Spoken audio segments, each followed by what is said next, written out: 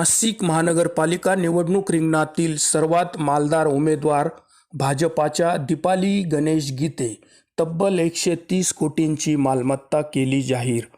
पती माजी स्थायी समिती सभापती गणेश गीतेंची सत्ता चांगलीच फलदायी ठरली म्हणायची.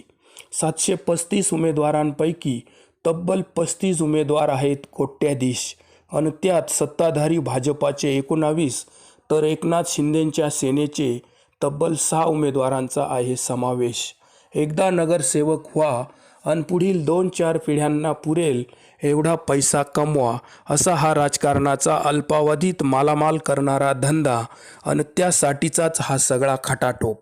नाशिक महानगरपालिकेची रणधुमाळी चांगलीच सुरू झाली असून प्रचाराने वेग घेतला आहे. पुढील वर्षी नाशिकमध्ये कुंभमेळा होत असल्याने थोडे थिडके नव्हे तर तब्बल 25,000 कोटी रुपयांची विकास कामे नाशिकमध्ये कुंभमेळ्याच्या माध्यमातून होणार आहेत. त्यामुळे कुंभमेळ्याचा मेवा खाण्यासाठी हौशे नवशे गवशे असे तब्बल 735 उमेदवार 122 जागांसाठी निवडणूक रिंगणात आहेत. निवडणूक आयोगाने उमेदवारांना खर्चाची मर्यादा दिलेली असली तरी फक्त कागदोपत्री दाखवण्यापुरतीच ती असते. मर्यादेचे सीमोल्लंघन केव्हाच झालेले असते.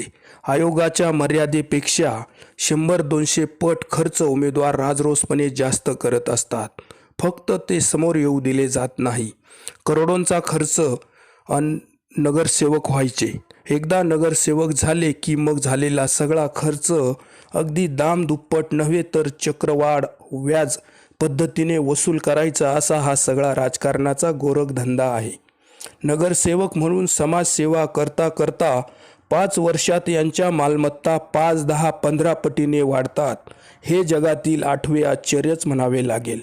करोडोंचा खर्च करायचा, निवडणूक लढवायची, विजयी व्हायचे, पुन्हा झालेला खर्च वसूल करायचा, पुन्हा निवडणूक आली की पुन्हा निवडणूक लढवायची, पुन्हा वसुली, पुन्हा निवडणूक, असा हा सगळ्याच राजकीय पक्षांच्या राजकारणाचा माल लगाव माल कमावचा धंदा राजरोसपणे सुरू आहे. महानगरपालिकेत अर्जासोबत मालमत्तेचा उमेदवारांनी दिलेला तपशील बघितला की डोळे गरगरायला लागतात. कारण समाजसेवा करता करता हे सगळे उमेदवार राजकारणी करोडोंनी मालामाल कसे होतात, हा सर्वसामान्यांपुढे खरा प्रश्न उभा राहतो.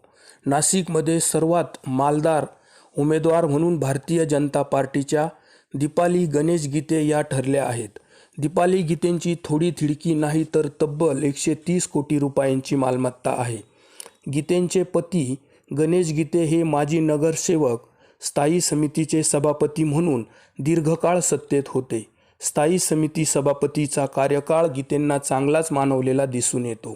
गणेश गीते हे मंत्री गिरीश महाजनांचे अत्यंत जवळचे निकटवर्तीय विश्वासू आहे.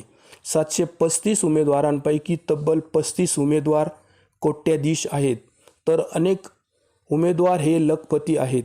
विशेष बाब म्हणजे 35 पैकी तब्बल 19 उमेदवार हे सत्ताधारी भाजपाचे तर 6 उमेदवार हे शिंदे सेनेचे आहेत. ठाकरेंचे 2 उमेदवार, राष्ट्रवादीचे 2 उमेदवार तर अपक्ष 2 उमेदवारांचा यात समावेश होतो. दीपाली गीते 130 कोटी रुपये, संजय चव्हाण 74 कोटी, शशिकांत जाधव 43 कोटी, कल्पना चुंबळे 41 कोटी, अजय बोरस्ते 40 कोटी, हिमगौरी आडके 27 कोटी, राजेंद्र महाले 26 कोटी, मुकेश शहाणे 21 कोटी, सिद्धेश निमसे 20 कोटी, दिनकर पाटील 17 कोटी, संभाजी मोरुसकर 11 कोटी, प्रियंका माने 11 कोटी, योगिता हिरे 10 कोटी, रंजना भानसी 9 कोटी, मच्छिंद्र सानप 7 कोटी, प्रवीण तिदमे 7 कोटी, हेमलता पाटील 7 कोटी, सुधाकर बडगुजर 6 कोटी, अमोल पाटील 5 कोटी, शाहू खैरे 6 कोटी, राहुल दिवे 6 कोटी, प्रशांत दिवे 3 कोटी, सलीम शेख 4 कोटी, प्रथमेश गीते 5 कोटी, अशोक मुर्तडक 5 कोटी, समीर कांबळे 8 कोटी, दीक्षा लोंढे 3 कोटी, कमलेश बोडके 2 कोटी, गुरुमीत बग्गा 3 कोटी, गुलजार कोकणी 4 कोटी, मनीष बागुल 4 कोटी, सुपीजीन 2 कोटी, असे जवळपास 35 कोट्याधीश उमेदवार असून 100च्या वर लखपती उमेदवार आहेत. सध्याच्या निवडणुका या फक्त आणि फक्त मनी पॉवर आणि मसल पॉवरमुळे जिंकल्या जात आहेत. वारंवार निवडून येणाऱ्यांचे एकमेव रहस्य म्हणजे मनी पॉवर आणि मसल पॉवर हेच आहे. त्यामुळे निवडणुकांमध्ये अक्षरशः पैशांचा पाऊस पडतो असे म्हटले तर वावगे ठरणार नाही. 5 वर्षातून एकदा फक्त खर्च करायचा. एकदा की निवडणूक जिंकली की मग निवडून आल्यानंतर झालेला खर्च तोही अगदी डबल नव्हे तर 10, 15, 20 पट वसूल करायचा ही सध्याची राजकीय स्थिती आहे. या 35 उमेदवारांनी फक्त पती-पत्नींच्या नावाने असलेल्या मालमत्तेचा तपशील दिला आहे. आई वडील, सासू सासरे, दीर नणंद, भावजय, भाऊ, नातेवाईक, वहिनी आदीच्या नावावर सुद्धा हे राजकारणी करोडो रुपयांच्या मालमत्ता घेतात हे लपून राहिलेले नाही. अब्दुल सत्तारांनी ड्रायव्हरच्या नावाने शेकडो कोटींची जमीन घेतली होती. त्याच धर्तीवर नाशिकमधील उमेदवारांनी फक्त जे दिसतंय तीच करोडोंची मालमत्ता उमेदवारी फॉर्मसोबत भरलेली आहे. प्रत्यक्षतः वरीलप्रमाणे नातेवाईकांच्या नावाने देखील शेकडो कोटींची मालमत्ता असल्यास नवल वाटू नये.